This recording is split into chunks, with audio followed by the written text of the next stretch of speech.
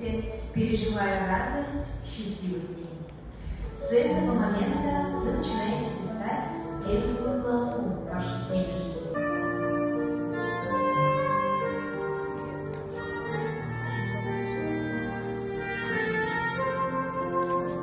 Объявляю вас мужем и женой.